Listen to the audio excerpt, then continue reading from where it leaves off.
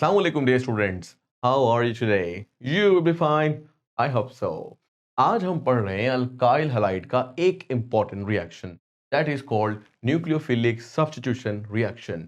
Nucleophilic substitution reaction को हम बोलते हैं एसएन रिएक्शन भी। और ये रिएक्शन कैसे कैरी आउट होता है, इसके दोनों टाइप्स SN1 और SN2 क्या हैं, इनको आज हम डिस्कस करेंगे। लेकिन इससे पहले हम इम्पोर्टेंट जो हमारे पास टर्मिनोलॉजी है इस क्वेश्चन से रिलेटेड वो हम पहले फिक्स करते हैं। बड़ा आसान सा है, थोड़ा सा जान लीजिए ताकि आपको समझ में आ जाए। सबसे पहले हम एक रिएक्शन को देखते हैं। ये एक जनरल रिएक्शन है और इसमें हम काफी सारी टर्मिनोलॉजी को हल कर लेंगे। RX जिसको हम बोलते हैं अल्काइल हैलाइड, लेकिन ये जो हमारे पास R है ये अल्काइल ग्रुप है जिसमें कार्बन सेंट्रल होता है, तो हम इसको कुछ यूं बना सकते हैं। इसके साथ हम लिखते हैं X। ये जो X है ये एक न्यूक्लियोफाइल के तौर पर भी लिखा जा सकता है।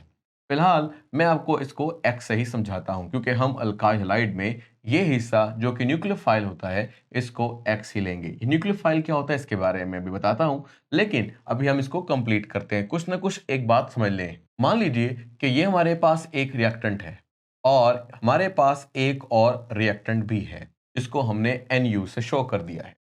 अब होता यह है कि इसके ऊपर चार्ज नेगेटिव हो सकता है। अगर हम यूं कहें कि ये न्यूक्लियोफाइल इस कार्बन पर अटैक कर दे, क्योंकि ये जो कार्बन और X के दरमियान जो बनने वाला बॉन्ड है वो कुछ इस तरह से बना है कि X हाईली इलेक्ट्रोनेगेटिव है, तो बानिस्बत कार्बन के तो चार्ज क्या आएगा इसके ऊपर, ये नेगेटिव साइड। क्योंकि ये बॉन्डेड है तो आप कंप्लीट नेगेटिव चार्ज नहीं डालना, आप इसे पार्शियल नेगेटिव तो सबर करें, तो कार्बन को आप पार्शियल पॉजिटिव समझेंगे। इसलिए ये नेगेटिव इस कार्बन या जिसको हम एक पॉजिटिव कार्बन या इलेक्ट्रोफिलिक कार्बन कहते हैं पर अटैक करेगा। और ये जो आपके पास बॉन्ड है दरमियान वाला कार्बन और एक्स के दरमियान, ये आगे शिफ्ट होगा। ये कुछ यूं तस्वर कर सकते हैं कि न्यूक्लियोफाइल कहता है कि इस कार्बन को कि तुम मेरे साथ एक बॉन्ड बनाओ और मैं तुमको एक इलेक्ट्रॉन देता हूं। अब कार्बन तो वैसे ही फुली तौर पर जस्टिफाई है चारों तरफ से या चार वैलेंसीज के जरिए से, तो कार्बन क्या करेगा, अपना एक इलेक्ट्रॉन क्या करेगा, मुंतकिल कर देगा इस एक्स के ऊपर। अब देखते हैं कि क्या मामला हुआ। ये जो हमारे पास कार्बन है इसके पास से एक्स तो निकल गया, ये रहा वो आपके पास एक्स, और एक इलेक्ट्रॉन इजाफी भी ले गया कार्बन का। लेकिन कार्बन को इसके बदले में मिलने लगा है एक और स्पीशी या कह लीजिए NU, जिसको हम न्यूक्लियोफाइल बोल सकते हैं। तो आपने देखा कि कार्बन की वैलेंसी ऑलरेडी भी, अगर आपको समझ नहीं आ रही तो एक, दो और तीन, इस तरह से एक, दो और ये तीन, एक X निकल गया और उसकी जगह पर NU आ गया। अब तक आपने एक छोटी सी प्रेजेंटेशन सीखी है, इसमें बहुत कुछ ऐसा है जो आपको समझ में नहीं आ रहा, लेकिन अभी आ जाएगा। देखिए अब आपने तसव्वुर ये करना है कि खुद देखें, एक चीज कंपाउंड में दाखिल हो रही है और दूसरी चीज निकल रही है, छोड़ रही है। इसको, इस सब्सटेंस को, इसको हम सबस्ट्रेट भी बोलते हैं। एनी हाउ, अब आपने जो अभी तक सीखा है वो जस्ट एक वर्ड सीखा है। अगर कोई स्पीशी किसी कंपाउंड से किसी दूसरी स्पीशी को निकाल कर उसकी जगह ले ले तो इसको हम बोलते हैं सब्स्टिट्यूशन। अब बात ये करते हैं कि किसने किसको निकाला, तो अब आपको कुछ ना कुछ समझ में आना शुरू हो जाएगा। इस कंपाउंड को या इस वाली स्पीशी को जिसको हम अटैकिंग, क्या बोलते हैं, अटैकिंग स्पीशी, लेकिन अब पूरा नाम बोलेंगे दैट इज न्यूक्लियोफाइल। तो नाम बन गया अटैकिंग न्यूक्लियोफाइल। ठीक है जी, ये क्या होता है इसके बारे में मजीद बहस करते हैं, लेकिन अभी तक इतना जान लें कि इस पर चार्ज नेगेटिव हो सकता है, ये न्यूट्रल भी हो सकता है। लेकिन ये एक ऐसी चीज है जो कि क्या कर रही है, दूसरे को हटाकर उसकी जगह ले रही है। अब सवाल पैदा होता है कि ये जो हट गया, निकल गया, ये क्या है? क्योंकि ये निकल गया इसलिए इसका नाम रखा है लीविंग ग्रुप। लीविंग ग्रुप के बारे में आपको इतना समझ तो आ रहा है कि ये एक क्या है, ये आपके पास एक हैलोजन है। अब आपको एक बात समझाता हूं, वो ये कि जो अटैक कर रहा है वो भी न्यूक्लियोफाइल है और जो निकल रहा है वो भी न्यूक्लियोफाइल है। यानी अब आपके पास दो न्यूक्लियोफाइल हो गए, एक वो जो अटैकिंग है और एक वो जो लिविंग है। तो क्या हुआ, न्यूक्लियोफाइल ने न्यूक्लियोफाइल को निकाल दिया। निकालने के अमल को क्या कहा था, सब्स्टिट्यूशन। और चूंकि न्यूक्लियोफाइल ने न्यूक्लियोफाइल को ही निकाला है, that's why we called it nucleophilic substitution. और ये एक रिएक्शन है, तो न्यूक्लियोफिलिक सब्स्टिट्यूशन रिएक्शन का मतलब अब तक पता चला। अब आपको परेशान कर रही होगी बात वो ये कि न्यूक्लियोफाइल क्या है। तो न्यूक्लियोफाइल की कुछ प्रॉपर्टीज होती हैं, वो आपको समझ लेनी चाहिए। वैसे तो बड़ी आसान सी बात यह है कि न्यूक्लियो का मतलब या न्यूक्लियस से निकला है कह लीजिए, या कह लीजिए पॉजिटिव, और फाइल का मतलब क्या है, लवर। ये पॉजिटिव लवर है, यानी ये खुद नेगेटिव चार्ज है, इलेक्ट्रॉन रिच है, और इसके इलेक्ट्रॉन बहते हैं या हरकत करते हैं उस तरफ जहां इलेक्ट्रॉन की कमी होती है, टूवर्ड्स द इलेक्ट्रोफाइल। मैं जरा दोबारा बात समझाता हूं। ये खुद क्या है, न्यूक्लियोफाइल, न्यूक्लियस लवर, और न्यूक्लियस पर चार्ज क्या है, पॉजिटिव। तो पॉजिटिव है ये कार्बन, और जो चीज पॉजिटिव चार्ज होती है वहां आप उसे बोल सकते हो इलेक्ट्रोफाइल। तो न्यूक्लियोफाइल कहां जाता है, इलेक्ट्रोफाइल पर। हमारी इस मिसाल में जो इलेक्ट्रोफाइल है वो कौन है, वो आपको दिख रहा है, दैट इज कार्बन। मैं यहां पर फिलहाल एक निशान लगा देता हूं ये बताने के लिए कि इसको बोलते हैं इलेक्ट्रोफिलिक सेंटर। सेंटर इसलिए क्योंकि कार्बन सेंट्रल इंपॉर्टेंस रखता है। तो देखो भाई, न्यूक्लियोफाइल आया जो कि ज्यादा इलेक्ट्रॉन रिच था, और वो चला गया इलेक्ट्रोफाइल के पास जो कि इलेक्ट्रॉन पुअर था। और ये जो आपके पास X है, अब यहां पर देख सकते हो इस पर भी वही काम है, यानी इस पर नेगेटिव चार्ज है। ये भी एक न्यूक्लियोफाइल है, न्यूक्लियस लवर है। अब चूंकि यहां पर क्या मामला हुआ, एक न्यूक्लियोफाइल ने दूसरे न्यूक्लियोफाइल को निकाल दिया, क्यों? ये बिल्कुल ऐसा है, आप समझ लीजिए कि ये जो आपके पास X है ना, ये एक क्लर्क है, ठीक है, एक ऑफिस है, ये क्लर्क है, कार्बन उसका बॉस है। एक दूसरा क्लर्क आता है और कहता है कि मैं अच्छा काम करता हूं, मुझे रख लो, इसको निकाल दो। अब क्या होगा, अब फैसला होगा कि अब वाकई में वो अच्छा काम करता है या नहीं करता। अगर ये अच्छा काम करता है, अच्छे काम से मुराद यहाँ पे ये लिया जाए कि एक स्ट्रॉन्ग न्यूक्लियोफाइल है, ये जो बॉन्ड बनाएगा कार्बन के साथ वो ज्यादा स्टेबल होगा बनिस्बत उस बॉन्ड के जो कार्बन और एक्स के दरमियान होता है। तो अगर वाकई में ऐसा हुआ कि पुराना बॉन्ड कमजोर और नया बनने वाला बॉन्ड ताकतवर हुआ, तो ये रिएक्शन हो जाएगा। रिएक्शन का सिंपली रूल भी ये होता है। तो एक क्लर्क निकल जाएगा, उसकी जगह दूसरा क्लर्क आ जाएगा, मतलब स्पीशीज चेंज ही हुई, पहले भी न्यूक्लियोफाइल अभी भी न्यूक्लियोफाइल। अब मैं बुक की तरह से अगर एक्स की जगह पर कुछ और लिखना चाहूं, फॉर एग्जाम्पल मैं लिखता हूं L, L mean living group, तो यहां पर भी लिखा जा सकता है एल। लेकिन आप तसव्वुर करें कि हम चूंकि अल्काइल हैलाइड का चैप्टर पढ़ रहे हैं, तो एल निकलने वाला जो ग्रुप है वो क्या होगा, वो कोई भी हैलोजन होगा। लेकिन हैलोजन उस वक्त ही निकाला जा सकता है जब एक स्ट्रॉन्ग न्यूक्लियोफाइल आ जाए। तो बहरहाल हम थोड़ा सा स्ट्रॉन्ग और वीक न्यूक्लियोफाइल के बारे में यहां पर जान लेते हैं। तो न्यूक्लियोफाइल जो वीक होंगे उनमें हमारे पास बेसिक वही हैलोजन शामिल हैं जो आप ज्यादातर अल्काइल हैलाइड पढ़ते हुए इस्तेमाल करते हैं, जैसे मिसाल के तौर पर chlorine, bromine, iodine. Chlorine, bromine, iodine के अलावा हम हाइड्रोजन सल्फेट भी लिख लेते हैं। बहरहाल अल्काइल हैलाइड में बेसिकली यही क्लोरीन, ब्रोमीन, आयोडीन आयंस होंगे। जैसे मैंने अभी यहाँ पर X नेगेटिव लिखा था, तो आप उसकी जगह पर तस्वर करें chloride ion, bromide ion, iodide ion, इस तरह से समझ सकते हैं। स्ट्रॉन्ग न्यूक्लियोफाइल की बात करें तो fluoride ion, OH negative ion, RO और NH2 नेगेटिव। तो बहरहाल ये आपके पास मैंने कुछ ग्रेडेशन कर दी है, इससे हमें कुछ समझने को मिलेगा। वो ये कि देखो भाई, जैसे मैंने अभी समझाया, अगर ये वीक है तो फिर स्ट्रॉन्ग उसको निकाल सकता है। तो जो वीक है वो ये रहे, अगर ये अटैच्ड होंगे क्लोरीन, ब्रोमीन, आयोडीन, और सपोज कीजिए इस NU की जगह पर आप OH नेगेटिव लिख लें, तो OH नेगेटिव आकर क्लोरीन, ब्रोमीन, आयोडीन को अपनी जगह से निकाल देगा। ये था एक सिंपल सा तरीकाकार, यानी स्ट्रॉन्गर न्यूक्लियोफाइल वीकर को निकाल देगा। तो अभी तक आपने सीखा कि अटैकिंग न्यूक्लियोफाइल को एक स्ट्रॉन्ग न्यूक्लियोफाइल होना चाहिए, और जो लीविंग न्यूक्लियोफाइल है उसको कैसा होना चाहिए, वीक होना चाहिए। तो इसी बुनियाद पर हम लीविंग ग्रुप को भी दो अकसाम में या टाइप्स में डिवाइड कर देते हैं, और वो ये है good leaving group and poor leaving group. भाई पुअर लिविंग ग्रुप से मुराद है जल्दी से नहीं निकलेगा, गुड लिविंग ग्रुप आसानी से निकलेगा। तो आसानी से कौन निकलेगा, जो वीक होगा। तो जो वीक होते हैं उनको हम गुड लिविंग ग्रुप भी बोल सकते हैं, गुड लिविंग ग्रुप। और ये आपके पास पुअर लिविंग ग्रुप। तो अब तक आपने जो टर्मिनोलॉजी सीखी वो न्यूक्लियोफाइल के बारे में थी। न्यूक्लियोफाइल क्या होता है, न्यूक्लियोफाइल की टाइप क्या होती हैं, और न्यूक्लियोफिलिक सब्स्टिट्यूशन कहते किसको है, और लिविंग ग्रुप क्या होता है। अब एक चीज रह गई, और वो आपके पास क्या है, अच्छा इसके साथ एक चीज और सीखी है, और वो सीखी है इलेक्ट्रोफाइल। ठीक है, इलेक्ट्रोफाइल वो जो इलेक्ट्रॉन डेफिशिएंट होगा, जिसको इलेक्ट्रॉन चाहिए होंगे जिस पर चार्ज पॉजिटिव हो सकता है। तो बात यहाँ पर यह है कि इलेक्ट्रोफाइल और न्यूक्लियोफाइल की जो प्रॉपर्टीज हैं वो डिफरेंट हैं। अगर हम बात करते हैं इलेक्ट्रोफाइल की, इलेक्ट्रो मींस इलेक्ट्रॉन, फाइल वही फिलिसिटी या फिलिक, रगबत, मोहब्बत, चाहत, लव, अफेक्शन, कुछ भी बोल लीजिए। तो इलेक्ट्रोफिलिक का मतलब है इलेक्ट्रॉन लवर। तो कार्बन के पास चूंकि इलेक्ट्रॉन की कमी थी, क्योंकि हाई इलेक्ट्रोनेगेटिव एलिमेंट ने उसके इलेक्ट्रॉन अपने पास खींचे हुए थे, तो कार्बन ज़्यादा अप्रोप्रिएट है कि न्यूक्लियोफाइल जो इलेक्ट्रॉन रिच है वो अपने इलेक्ट्रॉन उसको दे दे जो इलेक्ट्रॉन पुअर है। इस तरह इलेक्ट्रॉन मूव करेंगे और इन दोनों के दरमियान बॉन्ड बनने के चांसेस बढ़ जाएंगे अगर लिविंग ग्रुप क्या हुआ, गुड लिविंग ग्रुप हुआ। अगर पुअर हुआ तो चांसेस मुश्किल हो जाते हैं, क्योंकि आने वाले को ही स्ट्रांग होना चाहिए। अब एक छोटा सा यहां पर एक और टर्मिनोलॉजी का पार्ट रह गया है और वो है सबस्ट्रेट। अगर हम बात करें इस अल्काइल हैलाइड की, इसको अल्काइल हैलाइड यहां पे लिखा गया है, इसको ही हम बोलते हैं क्या, सबस्ट्रेट।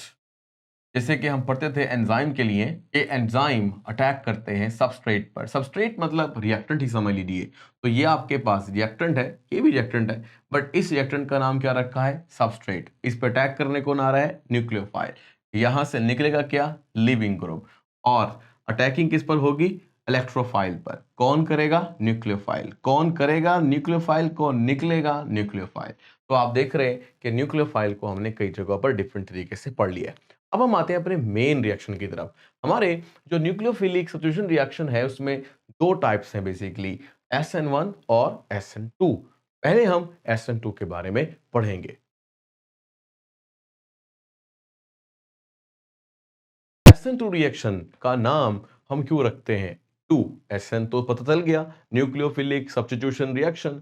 SN2 से मुराद ये है nucleophilic substitution by molecular reaction. By मतलब दो, इसका मतलब देखो by molecular reaction, it means that ये एक ऐसा रिएक्शन होगा जिसमें दो मॉलिक्यूल हिस्सा लेंगे। तो क्या बन गया, SN2। अब यहां पर हमने इसको थोड़ा सा रिलेट करना है अपनी पुरानी, या कह लीजिए जो अभी हमने सीखी है इंपॉर्टेंट किस्म की मालूमात से।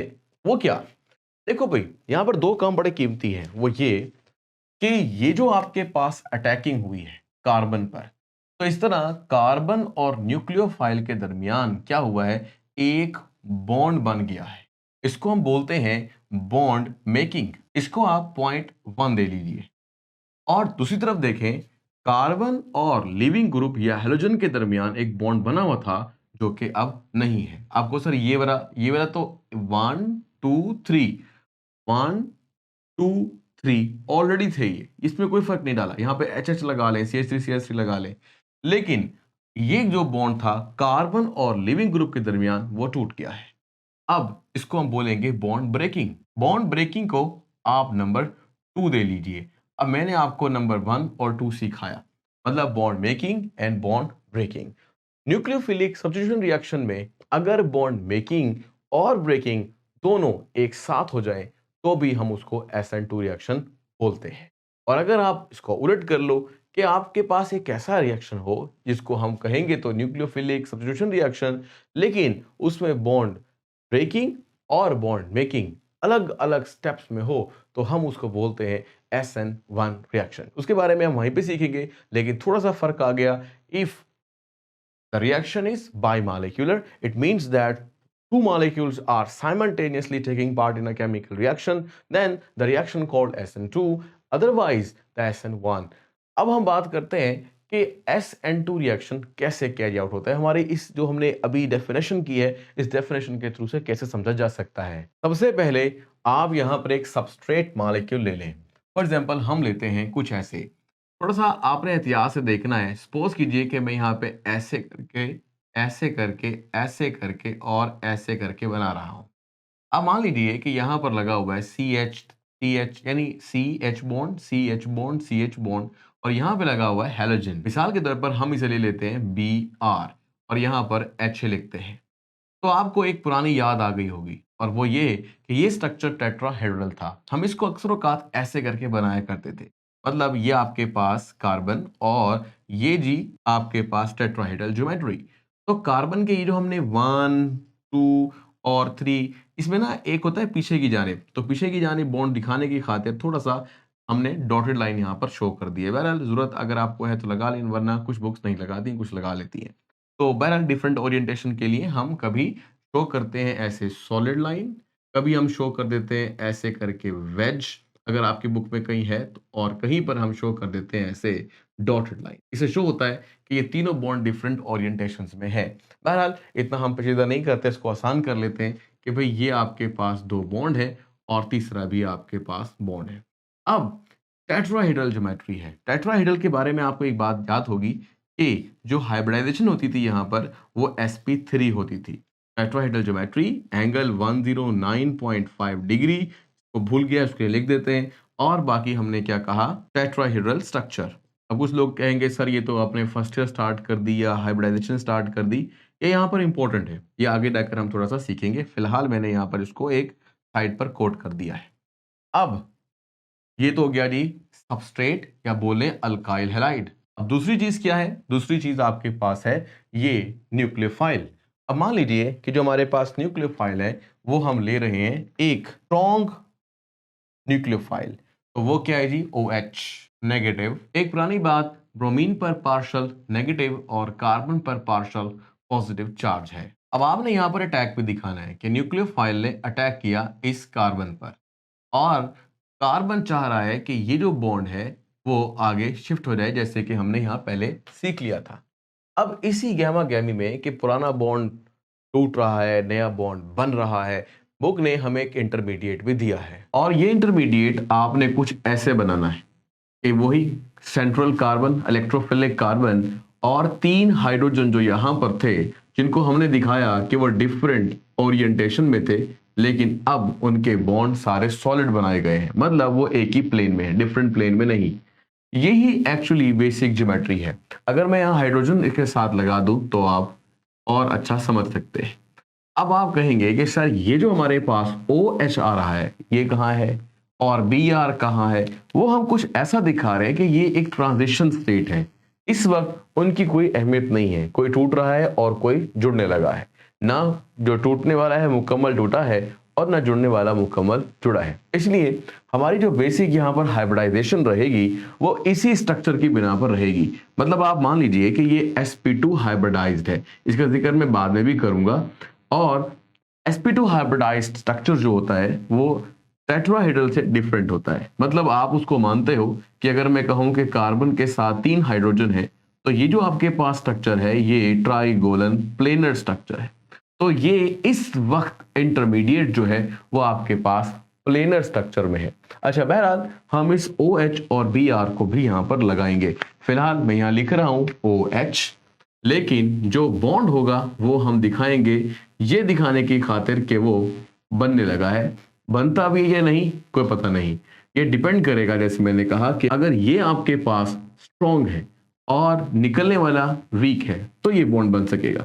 तो बहरहाल यहां पर भी हम कुछ ऐसा दिखाने लगे हैं Br, ये है जी वो कंप्लीट इंटरमीडिएट जो कि आपने यहां पर बनाना है। अब चलते हैं फाइनल डिसीजन की तरफ। मतलब अगर वाकई में OH की डील यानी इस क्लर्क की डील कामयाब हो गई और ये जुड़ने में कामयाब है, बनने वाला बॉन्ड ज्यादा स्टेबल है बनिस्बत इस बॉन्ड के, तो Br अब लीव कर जाएगा। और यही चीजें अब हमने आपको थर्ड स्टेप में कह लीजिए, या एक्चुअली स्टेप तो सिंगल ही रहेगा, लेकिन जिसके यहाँ पर जो इंटरमीडिएट के बाद प्रोडक्ट आने वाला है वो आपको यहाँ पर नजर आने वाला है। देखें किस तरह से, ये रहा वो सेंट्रल कार्बन और वो तीनों के तीनों जो हाइड्रोजन यहाँ पर है वो भी आपने दिखाने हैं। वो आप कुछ इस तरह से दिखाएं जैसे हमने यहाँ पर 1 2 3 हाइड्रोजन दिखाए थे, यानी सॉलिड, सॉलिड और डॉटेड, ये दिखाने की खातिर कि दोबारा से एक टेट्राहेड्रल स्ट्रक्चर बनने जा रहा है और वो जो जुड़ने वाला आया था यानी OH अब वो यहां पर अटैच हो गया है सॉलिड बॉन्ड के जरिए, यानी बाकायदा तौर पर अब एक कंपाउंड बन गया। जैसे Br कार्बन से अटैच था, बिल्कुल इसी तरह से OH कार्बन से अटैच है। इस तरह से ये आपके पास स्ट्रक्चर था। एक्चुअली स्ट्रक्चर कैसा था, स्ट्रक्चर था कुछ ऐसे, ये आपके पास मान लीजिए 3 है वो हाइड्रोजन जो आपको यहां पर दिखाए गए थे, यानी पहले आपको दिखाए गए थे यहां पर और Br था इधर। लेकिन अब क्या हुआ, ये निकला और आने वाले ने आने की कोशिश की, स्ट्रक्चर कुछ ऐसा हो गया ऐसे, यानी ये रहा ज्योमेट्री चेंज, ट्राइगोनल प्लेनर। इसके बाद क्या हुआ? इसके बाद हुआ ये कि ये जो OH आया था, इसने जब यहां पर जगह ली तो स्ट्रक्चर फिर दोबारा से कुछ ऐसे, वही 3 हाइड्रोजन जो आपको वहां पे नजर आ रहे हैं, ठीक है, और ये है वो OH।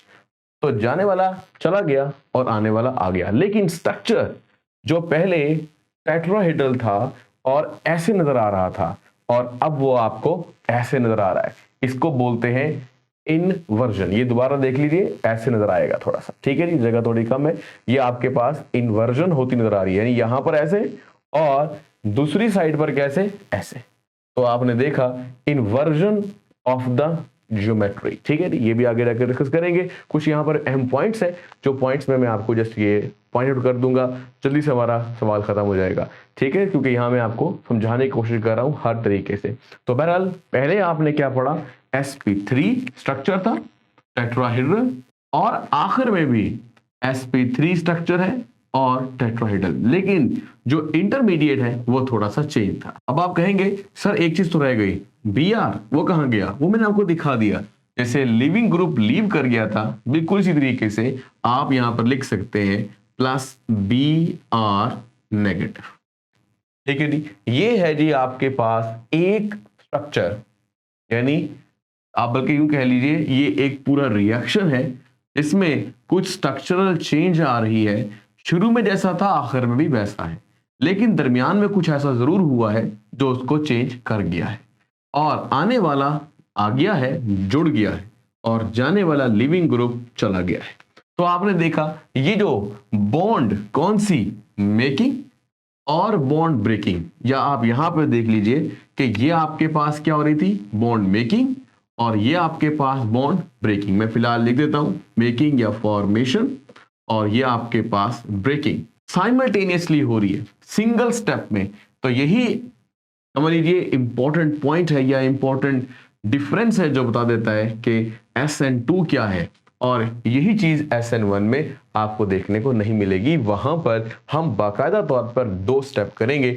ये क्या है, ये सिंगल स्टेप, मैं लिख देता हूं यहां पर सिंगल स्टेप। तो सिंगल स्टेप में होने वाला chemical reaction in which bond making and breaking are taking place simultaneously.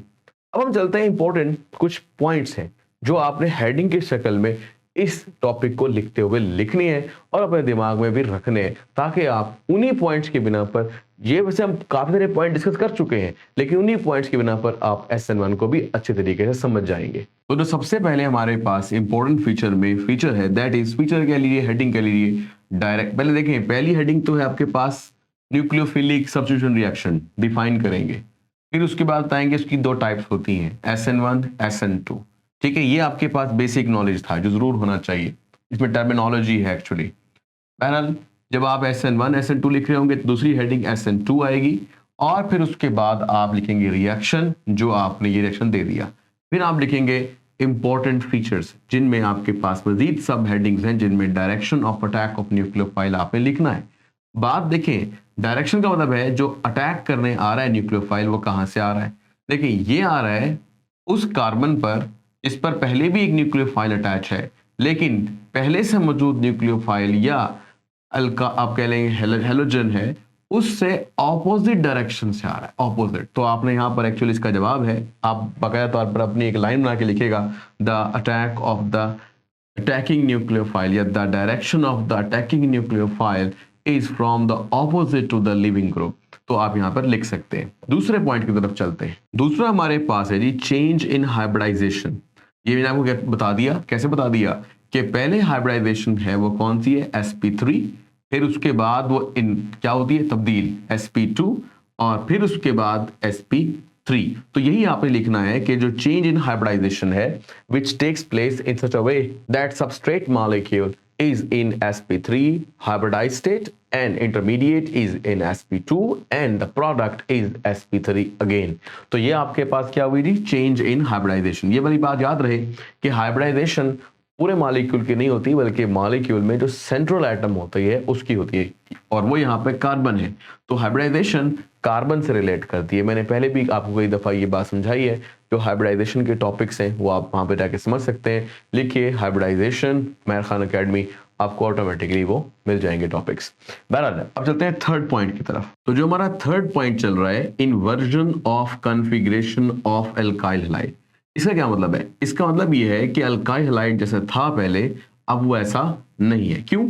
क्योंकि देखें पहले Br था अगर इस साइड पर, तो अब Br एक न्यूक्लियोफाइल है, तो अब जो न्यूक्लियोफाइल है वो उसके ऑपोजिट साइड पर है। तो चूंकि ऑपोजिट साइड से अटैक होता है, इसलिए जो कॉन्फ़िगरेशन आपको यहाँ पर मिल रही है उसे हम बोलते हैं इन्वर्टेड। यानी आप बोल सकते हैं the configuration becomes inverted in the final product, या यूं भी बोल सकते हैं कि इन्वर्टेड ऑफ द, बल्कि यूं भी बोल सकते हैं कि inversion of the configuration is 100% because incoming or attacking nucleophile always attack from the back side of the leaving group। अब चलते हैं नेक्स्ट पॉइंट की तरफ। जो नेक्स्ट पॉइंट है, it is about the molecularity of reaction. भाई ये क्या होता है? इसका मतलब ये है कि इस केमिकल रिएक्शन में कितने मॉलिक्यूल हिस्सा ले रहे हैं। तो आप देखो भाई, ये आपके पास क्या है? Attacking nucleophile. ये आपके पास क्या है? सबस्ट्रेट। और आप बोल सकते हो OH, इसे बोल सकते हो अल्काइल हैलाइड। तो बात यहां पर ये है कि ये दो मॉलिक्यूल एक्चुअली थे तो रिएक्शन स्टार्ट हुआ। तो अगर ऐसा हो कि if there are two molecule taking a part in a chemical reaction as a reactants, then the molecularity of a reaction is 2। अगर एक मॉलिक्यूल हिस्सा लेगा तो 1। तो this reaction is bimolecular। तो आप यहाँ लिख सकते हैं molecularity of the reaction is 2 और bimolecular reaction it is। हाँ जी, जो नया हमारे पास पॉइंट है that is about the kinetics, यानी रिएक्शन की स्पीड कैसी है, रिएक्शन का इन्हसार किस चीज पर है। आमतौर पर यहाँ पर पूरा चैप्टर है हमारा, लेकिन फिलहाल हम छोटी सी बात करके खत्म करेंगे। अगर रिएक्शन एक ही स्टेप में हो रहा हो, जैसे कि हो रहा है सिंगल स्टेप में, तो वही single step is considered as a slowest step and the slowest step is a rate determining step. तो स्लोएस्ट स्टेप में जितने मॉलिक्यूल हिस्सा ले रहे होते हैं, हम कहते हैं कि वो मॉलिक्यूल उसके रेट एक्सप्रेशन का या रेट लॉ एक्सप्रेशन का हिस्सा हो गए। ये रेट लॉ एक्सप्रेशन में यहाँ पर लिख देता हूं आपको, बड़ा आसान सा है। आपको लिखना है R यानी rate of reaction is equal to या is directly proportional to the active masses of the reactants. तो हमने active masses of the reactant लेने हैं। मैंने प्रोपोर्शनल बोला है, बहरहाल लिखा इक्वल है। तो अगर आप प्रोपोर्शनल साइन ना लगाएं और इक्वल साइन लगाएं तो फिर आपको एक कांस्टेंट भी लगाना पड़ता है। तो मैंने यहाँ पर एक कांस्टेंट लिख दिया। तो R is equal to K और वो रिएक्टेंट्स जो यहाँ पर हिस्सा ले रहे हैं, जैसे कि OH नेगेटिव, और इसको पूरा लिख सकते हैं आप CH3Br। अगर आपने यहाँ पर लिखा होता X तो आप लिख देते X।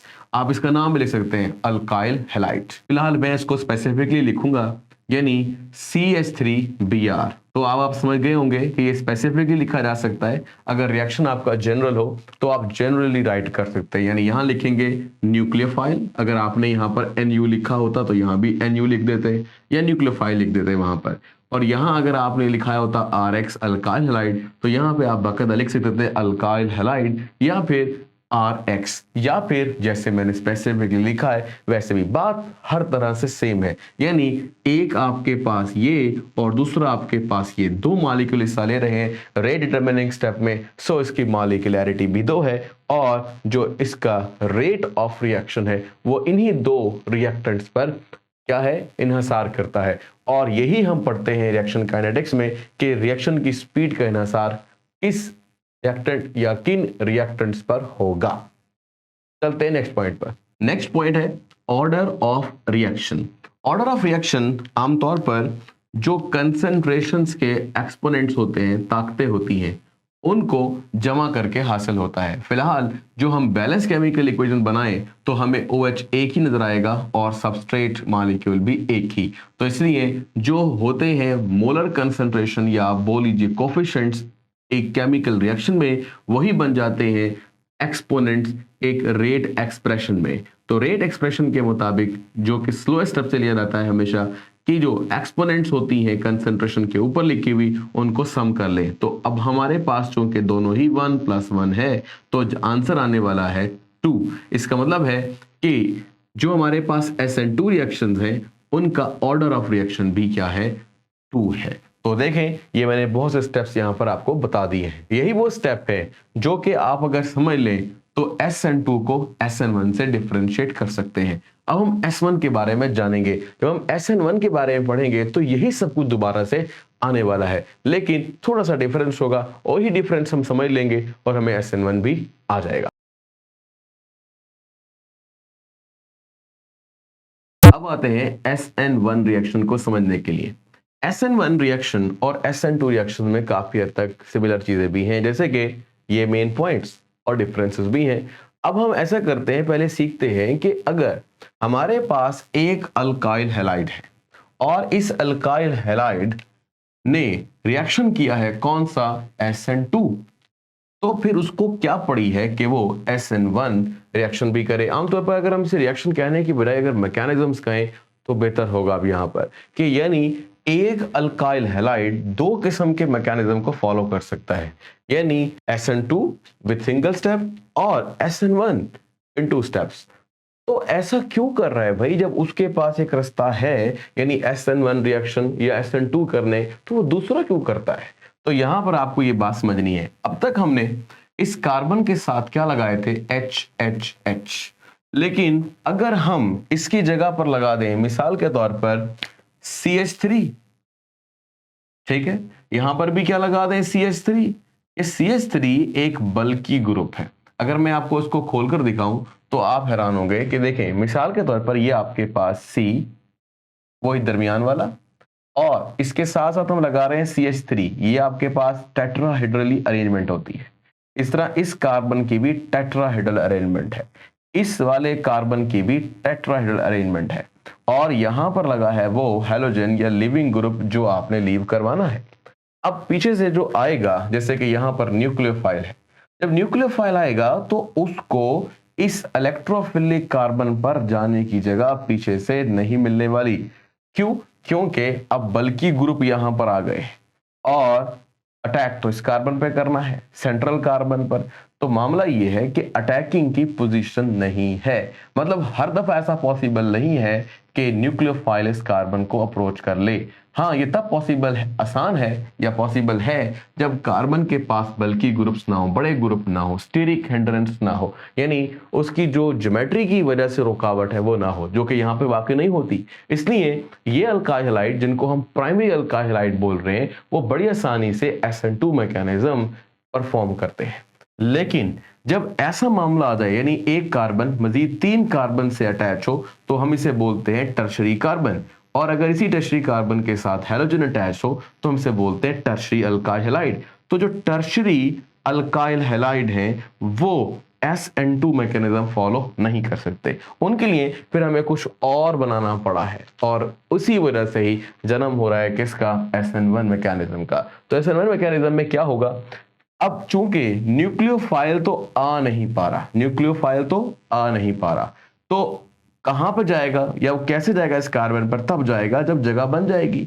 जगह बनाने के लिए अल्काइल हैलाइड में से जो हैलोजन है वो पहले निकल जाएगा, और ये जो आपके पास स्टेप होगा इसको हम बोलेंगे आयोनाइजेशन। तो चलते हैं फर्स्ट स्टेप पर। First step is ionisation. अब आयोनाइजेशन कैसे होगी, आपने ले लेना है अल्काइल हैलाइड और वो होना चाहिए टर्शरी अल्काइल हैलाइड। तो ले लेते हैं भाई CH3 CH3 CH3, और यहां पे लगा लेते हैं, अब मैंने लगाया था Br लगा लेते हैं, ये अब लगा लेते हैं Cl। ठीक है जी, तो आपके पास टर्शरी अल्काइल हैलाइड बन गया। अब चूंकि मैंने कहा है आयोनाइजेशन का अमल करना है, तो आयोनाइजेशन का जो प्रोसेस होता है वो डबल एरो हेड से शो होता है, तो ये आपने यहां पर दिखाना है। फिर यहां पर चूंकि आयोनाइजेशन या सॉल्वेशन एक सॉल्वेंट की मौजूदगी में होता है, तो यहां पर आपने लेना है एक सॉल्वेंट भी। सॉल्वेंट आप ऐसा लें जो कि पोलर हो लेकिन ऑर्गेनिक भी हो, मतलब जितना आपके पास एसीटोन है यानी कीटोन, वहां पे कार्बोनाइल ग्रुप है तो वो आप ले सकते हो। इसी तरह से अल्कोहल ले सकते हो। तो बात यह है कि आपने लेने हैं ऑर्गेनिक कंपाउंड ही हैं लेकिन उनमें कुछ पोलैरिटी हो, ताकि ये जो कंपाउंड है भी पोलर है, ये उनके अंदर क्या हो सके, डिसॉल्व हो सके। और कौन से कंपाउंड बनाएगा वो हम देखते हैं, वही दरमियान में कार्बन और CH3 CH3 CH3, हुआ क्या है, हुआ ये है कि कार्बन ने अपना इलेक्ट्रॉन भी इस क्लोरीन को दे दिया है। अब इससे क्या हुआ, वो जो क्लोरीन आजाद हुआ वो क्लोराइड आयन की शक्ल में होगा, जबकि कार्बन ने चूंकि अपना इलेक्ट्रॉन दे दिया है इसलिए कार्बन पर चार्ज आएगा पॉजिटिव। ये दो अलग हैं, ये पॉजिटिव चार्ज दो प्रोडक्ट्स के लिए लिखा गया है और ये चार्ज बाकायदा कार्बन पर आया है। इसकी वजह से हम इस कार्बन को कार्बोकैटायन भी बोलते हैं। तो ये जो आपके पास फर्स्ट स्टेप हुआ इसको आप कार्बोकैटायन फॉर्मेशन भी बोल सकते हैं। अब हम चलते हैं सेकंड स्टेप पर। जो सेकंड स्टेप है उसको आप बोल सकते हो कि it is attacking of nucleophile. अब आपको कुछ समझ में आने लगेंगी बातें, वो क्या, देखो भाई, फर्स्ट स्टेप में क्लोराइड आयन का निकल जाना या आयनाइज होकर अलग हो जाना इस बात की निशानी भी है कि ये एक ऐसा स्टेप है जिसके अंदर बॉन्ड ब्रेकिंग हुई है। तो पहला स्टेप बॉन्ड ब्रेकिंग का स्टेप भी कहलाता है। और अगर हम वहां पर देखेंगे तो दूसरा स्टेप कौन सा होगा, बॉन्ड मेकिंग का। तो बॉन्ड मेक कर लेते हैं भाई, इसमें क्या मसला है। तो ये रहा जी आपके पास वही कार्बोकैटायन जो हमने यहां बनाया था वो इधर रहा। तो सेकंड स्टेप में अब आएगा न्यूक्लियोफाइल, लेकिन यहां पर न्यूक्लियोफाइल के पास दो पॉसिबल प्लेसेस हैं जहां पर अब वो आसानी से कार्बन पर अटैक कर सकता है। कहां पर, इधर से भी अटैक कर सकता है और इधर से भी अटैक कर सकता है। बात अगर समझ में नहीं आई तो आप ये देखें, इस वक्त जो स्ट्रक्चर है वो टेट्राहेड्रल अब नहीं रहा, बल्कि वो इस तरह का एक प्लेनर स्ट्रक्चर है। तो वो इधर से भी आ सकता है, इधर से भी आ सकता है। तो दो पॉसिबल प्लेसेस हैं किसके लिए, या आप कह सकते हैं वो फ्रंट से भी आ सकता है, वो बैक से भी आ सकता है। तो यही चीज हमने यहां पर भी दिखानी है। आप मान लीजिए कि ये आपके पास OH है जो कि नेगेटिव यानी न्यूक्लियोफाइल अटैक कर सकता है इस प्लेस से। ये प्लेस कौन सी है, ये प्लेस वो है जिसको हम बोल सकते हैं कि लिविंग ग्रुप की ऑपोजिट साइड है। और ऐसा पॉसिबल भी हो सकता है कि आने वाला जो आपके पास न्यूक्लियोफाइल हो वो अटैक कर दे, कहां पर, उस पोजीशन से जिसको आप मान रहे हो कि ये वही प्लेस है जहां से न्यूक्लियोफाइल या हैलोजन ऐसा लिविंग ग्रुप निकला है और वहीं पर ही दूसरा आकर अटैक करने वाला है। तो आपने ये नहीं कहना कि दो अटैक बैक वक्त होंगे, ठीक है ना, आपने कहना है there are two possible places where the nucleophile और अटैकिंग ग्रुप कैन अटैक। तो बहरहाल अगर ऐसा होगा तो जाहिर सी बात है प्रोडक्ट बनने के भी क्या होंगे, दो पॉसिबल, या कह लीजिए प्रोडक्ट भी दो पॉसिबिलिटी में होगा। तो हम दोनों को यहां पर बना लेते हैं। हाँ जी, एक तो ये हो गया यानी जब OH यहां से अटैक करेगा, और दूसरा क्या हो गया, जो आप OH यहां लिखने की बजाय उस साइड पर लिख दीजिए। तो जी यहां पर आ गया ये OH। अब आपने यूं समझ लेना है, जैसे ये अगर प्लस लगाया हुआ मैंने, ये प्लस अगर ना लगाए तो भी बात सही है। तो प्लस नहीं लगाते तो हम यहां लगाएंगे और OR, यानी ये बनेगा या ये बनेगा।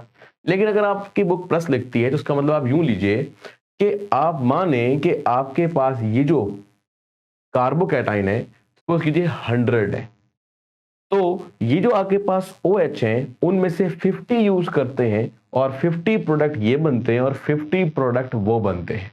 भाई ये प्रोडक्ट कौन से हैं, जिसके अंदर इन्वर्जन हुई है, जैसे मैंने आपको ऊपर सिखाया था, यानी बैक साइड से OH आया और इन्वर्जन हुई है। तो 50% आप लिख सकते हो कि 50% इन्वर्जन। और इसी तरीके से आप सोचें कि जिस साइड से न्यूक्लियोफाइल निकला था उसी साइड पर आपको OH यानी नया आने वाला न्यूक्लियोफाइल दिख रहा है, तो आप कहेंगे कि यहां पर तो ज्योमेट्री जैसे थी या जैसे उसकी कॉन्फ़िगरेशन थी वो अभी भी वैसे ही, से बोलेंगे 50% रिटेंशन, यानी वही स्ट्रक्चर रिटेन किया गया। रिटेंशन यानी कि वही स्ट्रक्चर और इन्वर्जन यानी उलट स्ट्रक्चर, और दोनों कितने कितने 50-50% है।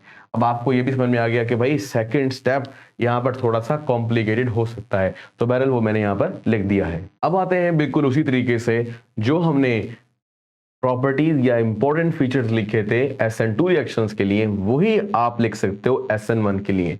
लेकिन जहां जहां जो चेंज आ रहा है वो मैं आपको समझाता हूं और वही आपने हेडिंग लगा के काम कर देना है। दोनों एक याद कर ले, दोनों याद हो जाते हैं। तो देखो भाई, सबसे पहले हम जिक्र करते हैं direction of attack of nucleophile. तो आपको समझ में आ गया कि nucleophile can attack from either direction, कहीं से भी आ सकता है। तो फिलहाल मैं यहां पर एक कंपैरिजन लिख रहा हूं SN2 वर्सेस SN1। तो हमने सीखा था कि SN2 में जो अटैकिंग ऑफ द न्यूक्लियोफाइल की डायरेक्शन होगी या अटैक ऑफ न्यूक्लियोफाइल होगा वो कहां से होगा, ऑपोजिट डायरेक्शन से।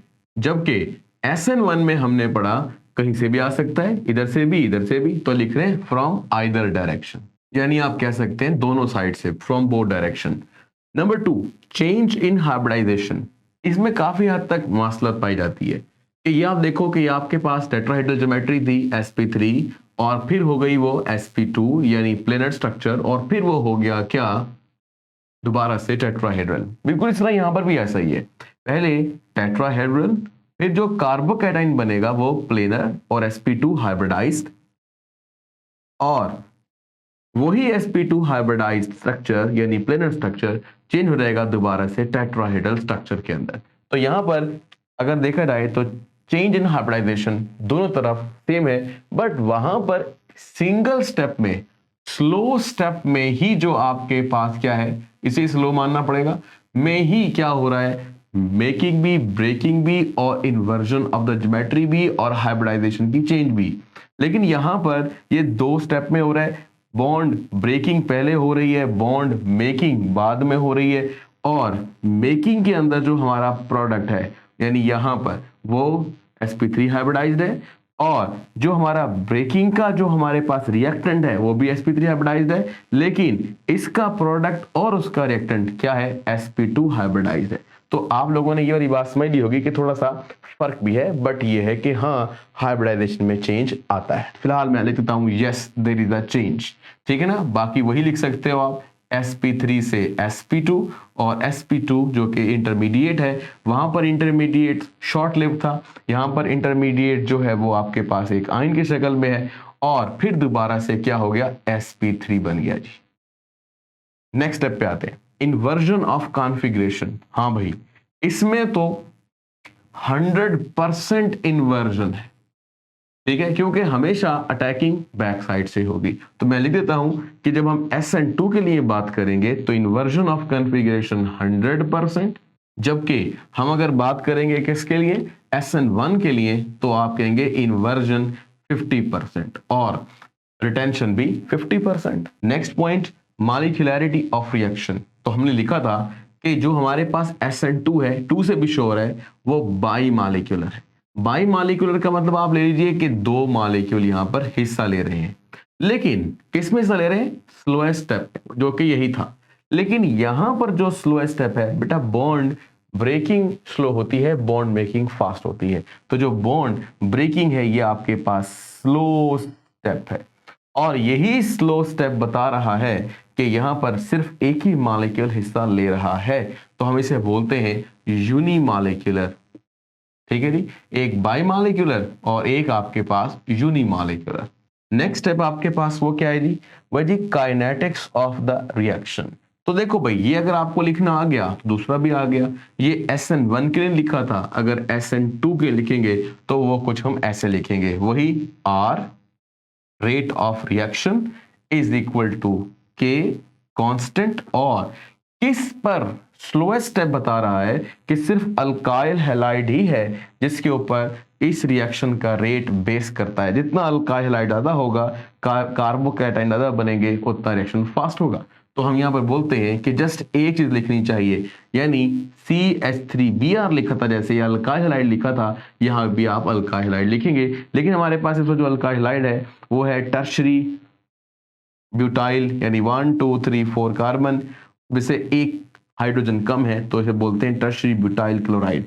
तो मैं फिलहाल टर्शरी ब्यूटाइल क्लोराइड भी लिख सकता हूं, CCH3। ये देखें कैसे लिखा मैंने, C, और फिर मैंने लिखा CH3 जो कि 3 दफा है, तो हमने लिखा थराइस, और साथ क्या लिखा जी, Cl।